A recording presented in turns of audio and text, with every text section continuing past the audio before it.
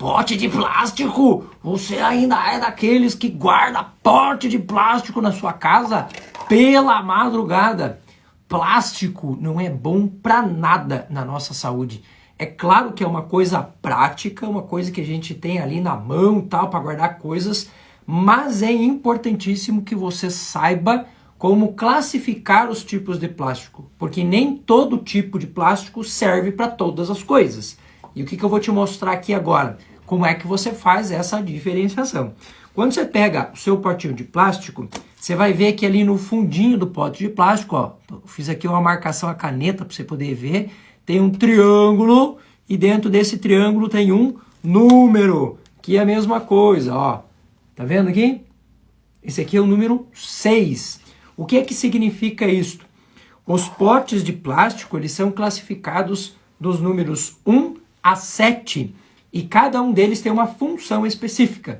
Por exemplo, os potes de número 1 são garrafas PET. As garrafas PET não devem ser aquecidas. Elas até podem ser refrigeradas, mas nunca aquecidas. E garrafa PET não se pode utilizar 2 vezes. É lixo. Usou, descarta. Os números 2 e 3 normalmente são frascos usados, como neste caso aqui, para remédios ou suplementos. Os números 2 e 3 não podem nem aquecer, nem resfriar. Os de número 4, eles podem até ser resfriados, mas jamais aquecidos.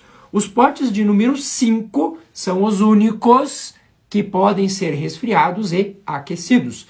Tanto que você vai ver que algumas marcas famosas utilizam o número 5 para criar potes que você tira do freezer e leva ao seu micro-ondas e você pode esquentar. Via de regra, eu particularmente, como profissional da área da saúde, eu não sugiro que você aqueça plástico nenhum, tá? Mas pode acontecer de você ter um número 5 e numa necessidade você pode utilizar ele para aquecer lá no seu micro-ondas ou, por exemplo, guardar uma comida, né? Você terminou aquele seu feijão ali, quer guardar para a semana, coloca lá no pote de número 5, deixa ele esfriar primeiro, tampa e depois leva ao freezer. Os potes de número 6, como é o caso desse daqui, são potes que podem receber comidas secas. Ou você pode, por exemplo, guardar algum tipo de utensílio da sua casa, né? Você pode guardar ali facas, colherinhas, essa coisa toda. Os do número 6 podem ser usados para isso. Não devem aquecer, não devem resfriar. E os de número 7 são aqueles em que a composição é uma parte dela, ou toda ela, de plásticos indefinidos. Ou seja, a gente não sabe qual é a substância que tem ali. Então a gente precisa tomar um cuidado muito grande com os de número 7. Eu, particularmente, Júlio César, profissional da área da saúde, não sugiro que você use 7 para nada, a não ser que seja para lixo. Porque o que é muito comum? A gente pegar esse tipo de plástico para usar como vaso dentro de casa, para colocar plantas e tudo mais. E as plantinhas, elas sofrem que nem a gente.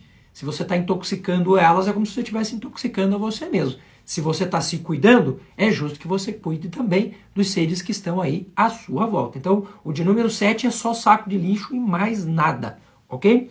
Professor, quais são os malefícios que o plástico pode trazer para a nossa vida? Primeiro, quando você libera nanopartículas, inclusive tem uma pesquisa da Universidade da Holanda, bem recente, deste ano que se passou, que mostra que essas nanopartículas de plástico, elas entopem as vilosidades do nosso intestino, fazendo com que a gente inflame mais. Segundo, plástico na corrente sanguínea, ele vai fazer com que você também inflame muito mais, mas ele pode fazer a função, ele pode imitar alguns hormônios do nosso corpo, como é o caso do estrogênio feminino. Né? O plástico imita e ele forma uma substância chamada de xenoestrógeno, um estrógeno que vem de fora. E os receptores de estrogênio não conseguem ler o hormônio natural e você pode ter uma série de complicações por conta disso. Então, plástico, meus amigos, não é bom para nada. A gente tem que evitar o máximo que a gente puder o uso de plástico na nossa vida e na nossa alimentação. Fica a dica.